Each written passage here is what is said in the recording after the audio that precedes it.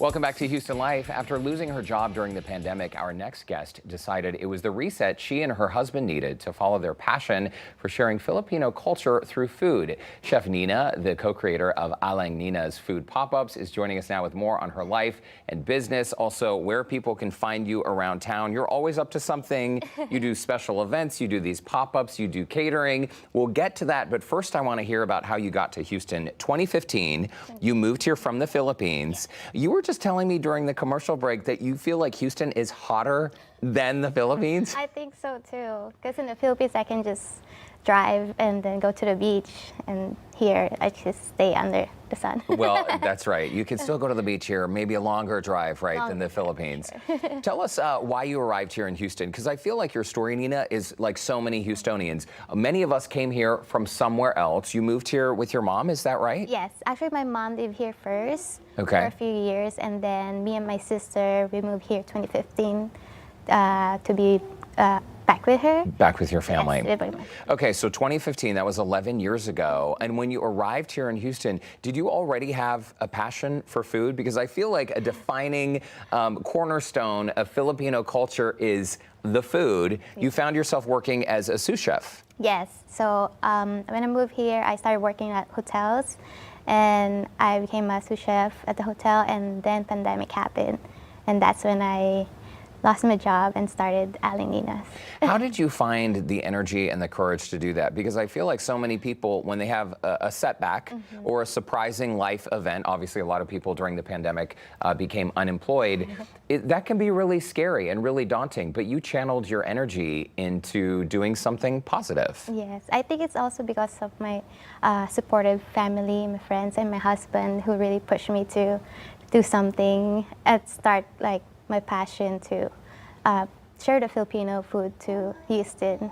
Your husband, by the way, is right there. Hey, Ralph, what's up? With your son, Rafael, who's 2 years old. Rafael, that's you. Hi. You're on TV. Hey, buddy.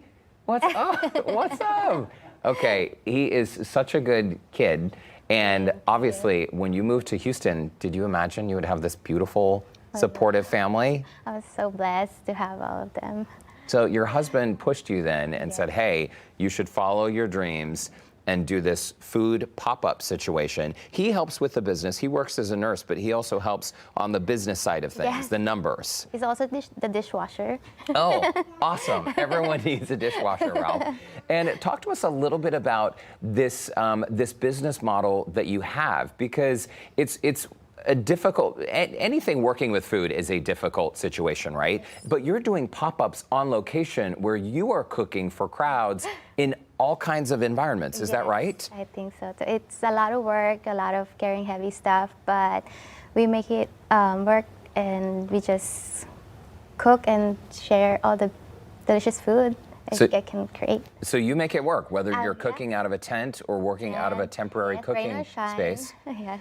And when you first started doing this, this is where I think technology plays such an interesting role, because you were selling food through Instagram. Is that right? That's how it started. And how did you figure out how to do that? I started selling online Instagram, like the desserts, and then people like pre-order. And then after that, my friends and family will deliver around Houston. And they're really happy to have something they can taste like home, make them like nostalgic about what I created. So your friends and family were working to deliver, to make deliveries for you. Yes, for free. That's wonderful. And what has the response been? Because we have a large Filipino community here in the Houston area. I was really surprised because they're everywhere. They're in Sugarland. Some people are like in Ambo, Pasadena. We went all around Houston, outside Houston too. And tell us where people can find you now. Now, tomorrow I will be at Third Place for their lunch service from 11 a.m. to 3 p.m. And then I will also have a farmer's market, Rice Village, this Sunday from 9 to 1. I also have a collaboration with Cafeteria on the May 23rd and some other coffee shops around Houston. Cafeteria with a K there in Edo there. This is the menu of what you are serving at Third Place, is that right? Yes. So every day is kind of different for you. Do you ever wake up and think, okay, wait a minute, where am I? What am I doing today? Where am I going? That seems like a bit of a juggling act. Yes, it's hard, but it's also great for me to express my creative side, so I don't have to stick in one menu. and people are really excited about that. What does your mom make of all of this? Oh, she's also one of my inspirations. She loves to cook. She loves it. And has she given you her seal of approval on the foods that you're cooking? I think so too, yes. Working out of a commercial kitchen as well, I understand you work out of June's kitchen Yes. here and there. I do. And so they've played kind of a pivotal role in supporting your business. Yes, we're very lucky to have a place like Third Place who will let small businesses or chefs to cook or be creative of what they can offer. And it's been really great, and a lot of people supporting, stopping by for the lunch service and everything. Essentially providing access to a commercial kitchen. Yes, and for a lot of exactly. small business owners, that's not something that is even attainable, right? It's Yes. expensive. There's a lot that goes All into the that. costs and also all the labor around it. And it's hard to have something start up. This is like a big help for us to get ourselves out there. Well, you are a startup with already a lot of fans. We're about to take a break, but quickly though, talk to us about the name Aleng Nina's. Yes. Where did that come from? Because this word Aleng has special meaning. Yes, Alice actually means old lady. So my style of cooking is a home cooked style comfort food. So I'll be like your mom or your grandma, and make you feel comfortable and feel nostalgic on the plate that I serve to people. That's really, really sweet. Comfort food. Yes. It tastes good, but it also provides a nice memory Yes. of home. Okay, Chef Nina, we're going to put a pin in that. After the break, we'll go into the kitchen where I understand you're going to show us how to make some tasty fried spring rolls plus cheesy lumpia. Yes. We're going to have a taste and learn how to make it when Houston Life returns. Don't go away.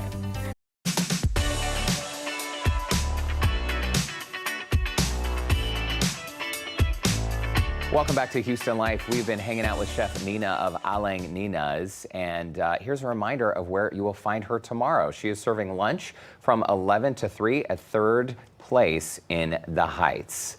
Okay, good stuff. And you can see on that menu there, cheesy lumpia was one of the items. So talk to us about the history of this dish, cheesy lumpia. What exactly is it, and did you grow up making it?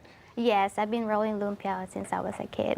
But this is our version. So there we have like a cheese stick on street food, but we also have lumpia. So I tried to mix it together. Okay, so cheesy lumpia, but also like a fried spring roll, is that right? And typically, you brought a vegetable version for me. Thank you for doing that. Typically, is there a traditional filling that goes into this dish? Yes, the traditional will be just the pork and vegetables. Okay, so this is something I'm gonna dig in and take just a little bite because you did all this work. These are the types of things that you sell at your pop-ups, is that Yes, right? especially the cheesy lumpia. That's like one of the crowd favorite. I can see why it's a crowd favorite. It's delicious. Thank you You so have a stack of what? Is that phyllo dough right there? This will be the lumpia wrapper. Lumpia wrapper, okay. This is where we're gonna wrap our cheesy lumpia. And you wanna walk us through how Yes, it's done? of course. Okay. I've usually just seal the sides first with And egg wash. this is an egg wash you're putting down, okay. And then that's when we put our pork and vegetable filling. So you've created this filling out of, remind us what goes into this? Ground pork, mushroom, celery, carrots, garlic, all the good stuff. And then now we put our Monterey Jack cheese to make it cheesy. And you choose Monterey Jack, why? Because it packs a little more of a kick? I would say the flavor and also how it melts inside. Okay, so it's a texture thing as well. Okay, and show us how you're closing it up Now here. we close it. Make sure that you tuck it in. So the filling will go out, and then you just roll. Tuck it in nice and tight, so Nice it's and tight. like wrapping a newborn baby. And then don't forget the sides, and then you just roll it like that. Look at that, and this stays together. So that egg wash, this is a critical part of of each step because this holds it together. So you won't splash. So you won't splash. Okay, let's move on over to this to the hot oil. I'm gonna bring my lunch with me because this is so delicious. Okay. You have some oil on there, and I understand, or I can see that you have a thermometer there. Yes. What heat are we cooking this at? We'll start at 350, and then slowly go down when you start putting all the lumpia. And you can cook it from like up to 5 minutes. Oh, you cook it that long? 3 to 5 minutes, I would say. Why do you turn it down? 350. It's just so it cooks the inside of it, and you don't burn it outside. Oh, got it. I see. Okay, well, go for it. Show us how it's done. That's So you have a tray of already prepared rolls here. and we just drop it in the oil slowly. And I can see that, I mean, oil is always something that adult supervision is required, right? You want to go like slow and steady with hot oil in the You don't kitchen. want hot oil. If not, it's just gonna get splashed around. So when you're creating these dishes out at pop-up events, I mean, you're taking everything with you and essentially like camping, like you're cooking out in a tent in the heat in Houston. Yes. So you must really love doing this. That seems like a lot of work. It is. It is a lot of work, but I'm very thankful for people that help me out. If not, I don't think I can do it by myself. That is very, very nice. Okay, so what should we be looking for when we're cooking? Because this pan, obviously, it's bubbling, it's hot. How do we know when our rolls are ready? When it started floating up and the outside is golden brown, Okay. that's when you can just take it out of the oil, and then you can rest it in a sheet rack so it stays, you don't burn yourself before eating it. And how long do you need to rest it on a cooling rack like this? I would say 1 minute, that would be good. Okay, I noticed you have these special tongs. These are almost like giant cooking tweezers. So you use these instead of just like a regular pair of large tongs. Why do you Yes. prefer these? Because the big ones are like, I have small hands, so it's hard for me to. Oh, interesting. Okay, so this is just like a personal preference thing. Yes. Okay. Still highly recommend. If you're putting microgreens on a dish, those are very, very handy. Before we let you go, Chef Nina, what are the desserts you have here on set today? This one, we have our ube brownies. I made a ube halaya, it's like ube jam. And that's a purple tint to them, right? So ube is like a root vegetable from the Philippines, so it's naturally purple. Okay, it's beautiful. I had to take a double take. Like, wait, are those purple brownies? And then the dish next to it, served on this banana leaf? Yeah, so this is what we call bibingka.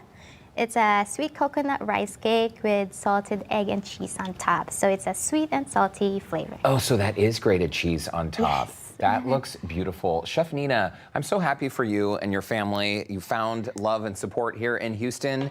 We're so glad you moved here to Houston. Congratulations. much. And we're going to follow you on Instagram so we can keep tabs on you around town. You can get a taste of Chef Nina's cooking tomorrow. Reminder, third place in the Heights. We have linked everything you need to know on our website, HoustonLife.tv. Just look for that scene on Houston Life section. And thank you for this. This was absolutely delicious. Of course, enjoy. Good stuff. We'll see you again soon.